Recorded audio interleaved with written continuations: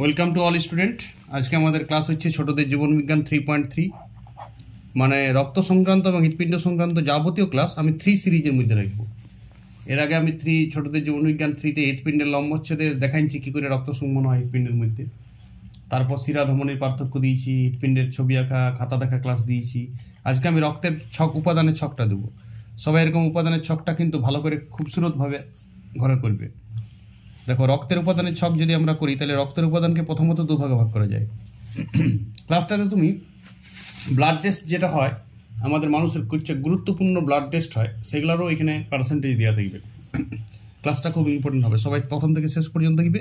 শুধুমাত্র পরীক্ষার জন্যই নয়, এটা বাঁচে থাকার জন্য দরকার। সবাই নিজের ব্লাড টেস্ট করার পর ব্লাড রিপোর্টটা নিজেই বুঝতে পারবে এই ক্লাসটা দেখার পর। তো ওই জন্য খুব ইম্পর্টেন্ট।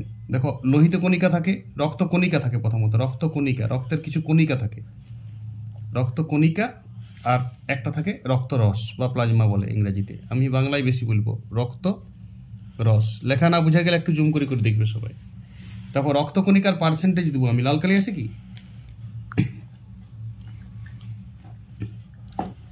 রক্ত কণিকার পার্সেন্টেজ থাকে 45%, আর রক্তরস থাকে 55%। মানে 100% রক্তের মধ্যে 55% রক্তরস, মানে রক্তরসই বেশি আর রক্তকণিকা কম। এই পার্সেন্টেজটা খুব ইম্পর্টেন্ট। রক্তকণিকা কম, রক্তরসই বেশি, রক্তের জলীয় অংশই বেশি। এবার এই রক্তকণিকাটাকে আমরা 3 ভাগে ভাগ করি। লোহিত রক্তকণিকা, যেটাকে শর্টে লিখি আরবিসি, মানে রেড ব্লাড কর্পাসেল, বাংলায় হচ্ছে লোহিত কণিকা। লোহিত রক্তকণিকা লিখছি না আমি, লোহিত রক্তকণিকা তো বটেই। তারপরে আছে হোয়াইট ব্লাড কর্পাসল, এইটার বলে শ্বেত রক্তকণিকা, মানে শ্বেত লিখছি আমি শুধু। আর তারপরে অনুচক্রিকা যেটা আছে সেটাকে অনুচক্রিকার অপর নাম তোমরা লিখবে, তো লিখে নাও যে অনুচক্রিকার অপর নাম কি। এটার নাম হচ্ছে ব্লাড প্লেটলেট বা থ্রম্বোসাইট। থ্রম্বোসাইট অনেকে বলে অনুচক্রিকাকে, থ্রম্বোসাইট। কাজ আজ বলবো না, আজ শুধু ছকটা পার্সেন্টেজটা বলবো। হ্যাঁ, আজ কোনো কাজ বলা হবে না। দেখো, শ্বেতকণিকার আরও ভাগ আছে। শ্বেতকণিকাকে 2 ভাগে ভাগ করা যায়। এরপর লোহিত কণিকার কোনো ভাগ নেই। লোহিত কণিকা হিমোগ্লোবিনের মধ্যে থাকে। এটা মানুষের রক্তের স্বাভাবিক পরিমাণ আমরা সবাই জানি 16 পর্যন্ত থাকতে পারে, 9 থেকে। ছেলে মেয়ের কম বেশি থাকে। হ্যাঁ, মোটামুটি 14.5 থাকা ভালো ছেলেদের জন্য, 14.5, 14, 12, 13 মেয়েদের ক্ষেত্রে ঠিক আছে। হিমোগ্লোবিনটাই আরবিসির পরিচয়, ঠিক আছে। ওইটাই আমরা বলি যে রক্ত কত আছে। সবাই বলে রক্ত কমে গেছে, মানে আরবিসি কমে যাওয়াটাই রক্ত কমে যায় আমাদের ক্ষেত্রে। আরবিসি বাড়িয়ে যাওয়াটাই রক্ত বাড়িয়ে যাওয়া। আমাদের কমন সাধারণ কথাবার্তা যখন বলি, মেডিকেল ল্যাঙ্গুয়েজে সব কিছু আলাদা। দেখো, শ্বেতকণিকাকে 2 ভাগে ভাগ করা যায়। দানাদার, এটাকে ইংরেজিতে বলে গ্রানালোসাইট,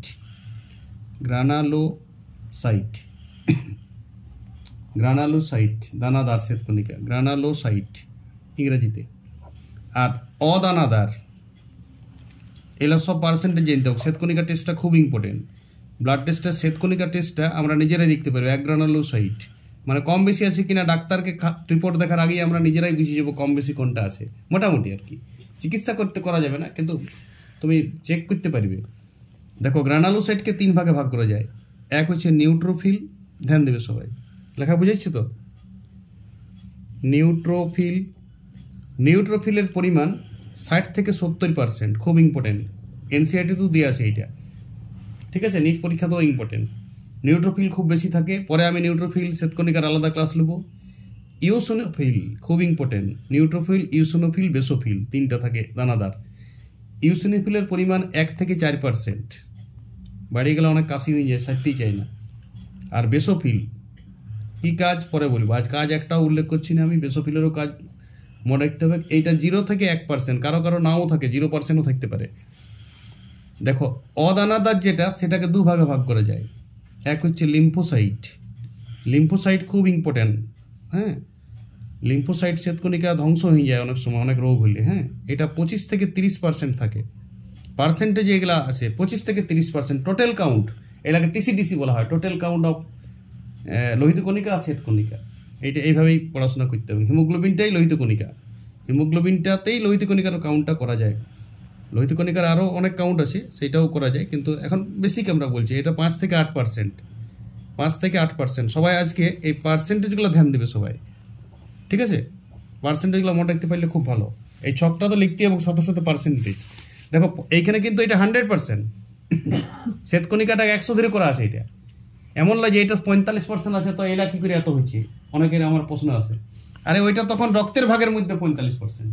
এবারে এর ভাগটার মধ্যে 100% শ্বেতকণিকার মধ্যে কত আছে, এগুলা বুঝা গেল? সবাই নিশ্চয়ই শতকরা ব্যাপারটা বুঝে, শ্বেতকণিকাটা 100% ধরিয়ে কে কত আছে বুঝে যাচ্ছে। এটা শ্বেতকণিকার টোটাল কাউন্ট করে তার পার্সেন্টেজের আকারে আমরা দেখছি। চলো এবারে আমরা দেখবো রক্তরসে।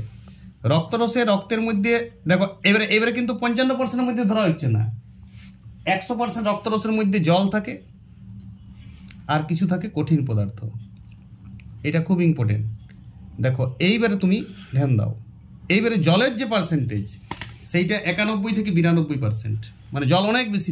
রক্তরসের মধ্যে জল অনেক বেশি, রক্তের মধ্যে লয়, বুঝতে পারছি? আরে রক্তের রসের পরিমাণেই তো 55%। তা এবারে কিন্তু ওইটা ভুলে যাও তুমি। এবারে রক্তরসের ছকটার মধ্যে 51 থেকে 92% জল, এখানে 100% কে রক্তরস, তাহলে বাকি থাকলে ক পার্সেন্ট? 8 থেকে 9, তাহলে 8 থেকে 9% হচ্ছে কঠিন পদার্থ। জলের আর কোনো ভাগ নাই, কঠিন পদার্থের ভাগ আছে, জৈব অজৈব। দেখো জলের ভাগ প্রথমে আমি অজৈবগুলো লিখে নিচ্ছি। অজৈবতে কোনো পার্সেন্টেজ দেওয়া না। অজৈব মানে তুমি প্রথম 20টা মূল মুখস্থ আছে তো কেমিস্ট্রিতে, ছোটতে কেমিস্ট্রি দেখছো যারা, তারা অজৈব সব লিখে দিবে। অজৈব আর কোনো নাই, ভাগ নাই কোনো, লিস্ট দিয়ে তুমি যতলা পারবে নাম লিখবে। আমি লিখছি গুচ্ছাক সোডিয়াম, পটাশিয়াম, ক্যালসিয়াম, ম্যাগনেসিয়াম, যত ধাতু আছে তুমি লিখতে থাকো, ফসফরাস, তামা, সিউ, লোহা থাকে, জিঙ্কও থাকে, এলা অজৈব পদার্থ।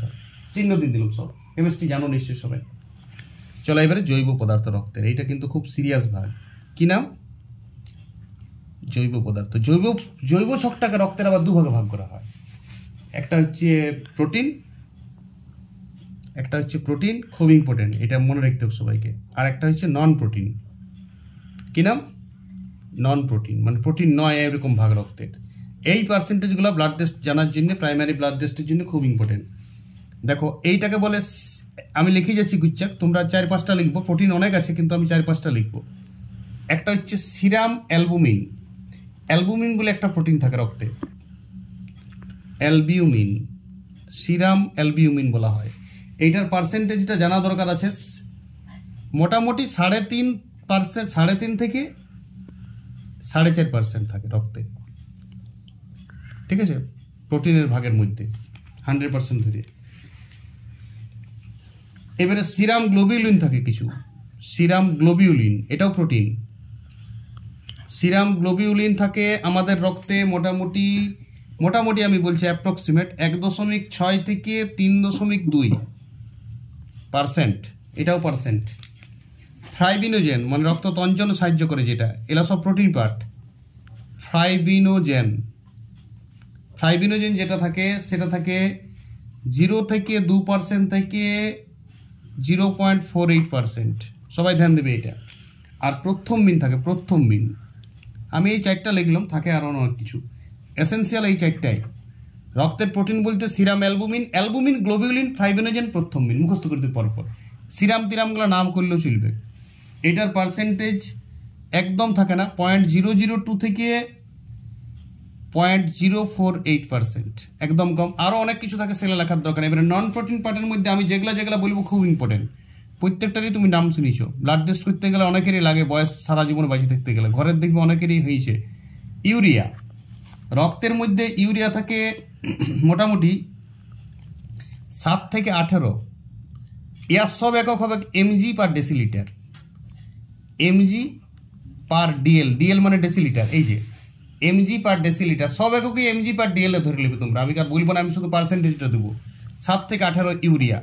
দেখবে ব্লাড টেস্টে হাঁটু ব্যথা হলে ইউরিক অ্যাসিড টেস্ট দেয় ডাক্তাররা, তো ইউরিক অ্যাসিডের পরিমাণটা মনে রাখবে। ইউরিক অ্যাসিড ব্লাডে কত থাকে, এইটা থাকে ইউরিক অ্যাসিডের পরিমাণ। মেয়েদের ছেলেদের আলাদা হয়, আমি একসাথে রেঞ্জটা লিখবো। মোটামুটি 2.5 থেকে 7, মোটামুটি 2.5 থেকে 7 mg পার ডেসিলিটার, সব mg পার ডেসিলিটার। আর ক্রিয়েটিনিন কিডনি টেস্টের জন্য খুব ইম্পর্টেন্ট। ক্রিয়েটিনিন টেস্ট হয় কিডনি যদি খারাপ হয়ে যায় কারো, কিডনির যদি কোনো ইনফেকশন ডাক্তাররা বুঝে তখন এই ব্লাড টেস্টটা দেওয়া হয়।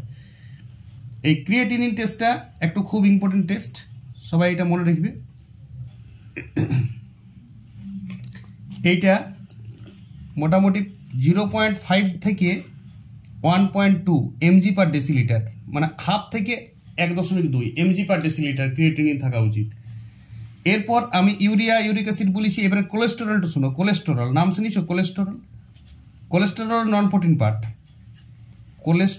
কোলেস্টেরল এখন আধুনিক কোলেস্টেরলের পরিমাণ সবাই মনে রাখবে 200 থেকে নিচে mg পার ডেসিলিটার, বাস লেস দেন 200। আগে অন্য ছিল, এখন চেঞ্জ হয়ে গেছে, লেস দেন 200। এখন আন্তর্জাতিক সবাই এটা দেখে mg পার ডেসিলিটার। আগে 150 থেকে 250 থাকতো, এখন 200 থেকে কম বলবে। কোলেস্টেরল পরিমাণ কত থাকা উচিত মানুষ শরীরে? কারো বাবার ব্লাড টেস্ট দিয়েছে রিপোর্ট, কোলেস্টেরল তুমি নিজে দেখতে পারবে 200 নিচে থাকলে ঠিক আছে। এবারে এইটা আবার এলডিএল, এইচডিএল আছে। এলডিএল মানে লো ডেন্সিটি কোলেস্টেরল। এলডিএল থাকা উচিত 100 থেকে নিচে mg per decilitre, less than 100।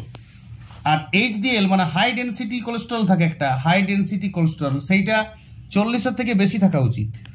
সবাই ধ্যান দেবে এটা। হাই ডেন্সিটি কোলেস্টেরল কত থাকা উচিত? 40 থেকে বেশি। আর লো ডেন্সিটি কত বললাম? 100 থেকে নিচে থাকা উচিত mg পার ডেসিলিটার। সব mg পার ডেসিলিটার। নন প্রোটিনে যা বলছি ইউনিট সব mg পার ডেসিলিটার মনে রাখবে। ইউরিক অ্যাসিড কত থাকা উচিত? 2.5 থেকে 7, ছেলে মেয়ে একসাথে বলেছি, একটু কম বেশি আছে, mg পার ডেসিলিটার। ইউরিয়া 7 থেকে 18 mg per decilitre. Urea, uric অ্যাসিডও দেয় কিডনি খারাপ হলে। ক্রিয়েটিনিন টেস্ট দেয়। ক্রিয়েটিনিন 0.5 থেকে 1.2 mg পার ডেসিলিটার। আর আমার এমনি কোনো জানার দরকার নাই। অ্যামোনিয়ার পরিমাণ, অ্যামোনিয়াও থাকে রক্তে, একটা অ্যামোনিয়াও থাকে, তো অ্যামোনিয়াটা অত ইম্পর্টেন্ট না, অ্যামোনিয়া আমি লিখবো না, তাও তোমরা লিখে নিতে পারো। এটাও নন প্রোটিন বটে, মাঝে একটা শেষ দিকে একটু লিখে দিলাম অ্যামোনিয়া। শোনো, কোলেস্টেরলেরই দুটো ভাগ, এলডিএল আর এইচডিএল, মনে রাখতে পারলে খুব ভালো। আরেকটা রক্তে থাকে টিজি, সরি এটা লিখে দিই, টিজি ট্রাইগ্লিসারাইড। এইটা থাকা উচিত তোমার 150 নিচে mg পার ডেসিলিটার। সবাইকে মনে রাখবে mg পার ডেসিলিটার 150 নিচে। 80 থেকে তো থাকা উচিত, 80-র বেশি, বা 60 থেকে 150 বলতে পারো, বা 150-র নিচে বলে রাখাই সব থেকে বেটার। 150-র নিচে থাকা উচিত। কোনটা? ট্রাইগ্লিসারাইড। ট্রাইগ্লিসারাইডের ডাক নাম হচ্ছে টিজি, আমি টিজি বললাম। এই গেল রক্তের উপাদানের ছক, সবাই স্ক্রিনশট করো একটু ভালো করে। এটা খুব সারা জীবন কাজে দিবে তোমার। কাছ থেকে দেখো, রক্তকণিকা 45%, হ্যাঁ, নিউট্রোফিল 60 থেকে 70%, ইউসিনোফিল 1 থেকে 4%, বেসোফিল 0 থেকে 1%, লিম্ফোসাইট 25 থেকে 30%, মনোসাইট 5 থেকে 8%। আচ্ছা, অজৈব সোডিয়াম, পটাশিয়াম, ক্যালসিয়াম প্রথম 20টা মূলের চিহ্ন লিখে দিবে তুমি, সবলাই আছে, আরও অনেক আছে, আর লেখি নেই। জৈব পদার্থের প্রোটিন আর নন প্রোটিন। প্রোটিনের মধ্যে অ্যালবুমিন, গ্লোবিউলিন, সিরাম না লিখলেও চলে, সিরাম কথাটা না লিখলেও চলে। অ্যালবুমিন, গ্লোবিউলিন, ফাইব্রিনোজেন প্রথম মিন মুখস্থ করে দেবে। পার্সেন্টেজ পারলে মনে রাখবে, না পারলে অত দরকার নেই অ্যালবুমিনের পার্সেন্টেজ। অ্যালবুমিন পেচ্ছাপ ইনফেকশন হলে অ্যালবুমিনের টেস্ট দেই ডাক্তার। এবারে নন প্রোটিন পার্ট লিখেছি ইউরিয়া 7 থেকে 18%, খুব ইম্পর্টেন্ট, মনে রাখলে ভালো, চাকরি পরীক্ষাতেও দেই। ইউরিক অ্যাসিড 2.5 থেকে 7%, ক্রিয়েটিনিন 0.5 থেকে 1.2, সব mg পার ডেসিলিটার। এই এককটা mg পার ডেসিলিটার এককে সব দেখা হয়। কোলেস্টেরল টোটাল 200 থেকে নিচে থাকবে mg পার ডেসিলিটার। এলডিএল মানে লো ডেন্সিটি, খারাপ কোলেস্টেরল 100 নিচে থাকবে শরীরে, 100-র উপরে উঠলে খারাপ ওইটা। আর ভালো কোলেস্টেরল 40-এর বেশি থাকা উচিত, যত বেশি থাকবে তত ভালো, মানে 40-এর বেশি থাকা উচিত। কোনটা? ভালো কোলেস্টেরল, এইচডিএলটা। আর টিজি এইটা আমি লিখছি ট্রাইগ্লিসারাইড, পুরো নাম যদি কারো লিখবার আছে লিখে নাও, ট্রাইগ্লিসারাইড খুব ইম্পর্টেন্ট। এটা থাকা উচিত 150-র নিচে mg per decilitre. Non protein যতগুলো বলেছি সব mg পার ডেসিলিটার। এই ছকটা সবাই মেনটেন করবে, আমি না দেখে প্রায় লিখতে দেবো এই ছকটা। এটা ব্লাডের জন্য খুব ইম্পর্টেন্ট ক্লাস। ব্লাড রক্তের উপাদান জানতেই হোক তোমার শরীরে, তার মধ্যে যে যতটা পারবে কন্ট্রোল করবে। আশা করি 5-এর বাচ্চারাও সব কন্ট্রোল করে নিতে পারবে, কিন্তু এই পার্সেন্টেজগুলো মনে রাখলে তোমার ঘরেরও কাজে দেবে সাথে সাথে। সবাই এটা সাধারণ জ্ঞানের জন্যও করতে পারো ক্লাসটা। জিকেতে মাঝে মাঝে ইউরিয়ার পরিমাণ, কোলেস্টেরল পরিমাণ রেল পরীক্ষায় দিয়ে দেয়, ইউরিয়ার রক্তের পরিমাণ কত, 4টা পার্সেন্টেজ তোমাকে দিয়ে দিবে। নার্সিং পরীক্ষায় দিয়ে দেয়। আর এই পার্সেন্টেজগুলো নিউট্রোফিলের শতকরা পরিমাণ, ইউসিনোফিলের সব থেকে বেশি থাকে নিউট্রোফিল, দেখে নাও 60 থেকে 70%, আর সব থেকে কম থাকে বেসোফিল। লিম্ফোসাইট 25 থেকে 30। শ্বেতকণিকার যে 5টা ভাগ আছে তার মধ্যে 3টা দানাদার আর 2টা দানাবিহীন। শ্বেতকণিকার মোট 5টা ভাগ, neutrophil, eosinophil, basophil, monocyte, lymphocyte. এটা আরবিসির কোনো ভাগ নাই, অনুচক্রিকারও কোনো ভাগ নাই, পরিমাণ আছে। সবাই ভালো থাকবেন। অনেক ছোটদের বায়োলজি ক্লাস অনেক আসবে এবং খুব এসেন্সিয়াল ক্লাসগুলো বেছে বেছে আসবে, সিলেকশন ক্লাস। কিছু আমি বোর্ডে দেবো, কিছু খাতায় দেবো, যখন আমার যে সিস্টেমটা আমার কাছে সুবিধা আছে সেটাই ক্লাসটা দেওয়া হবে। ঠিক আছে, ভালো থাকবেন সবাই। চলো।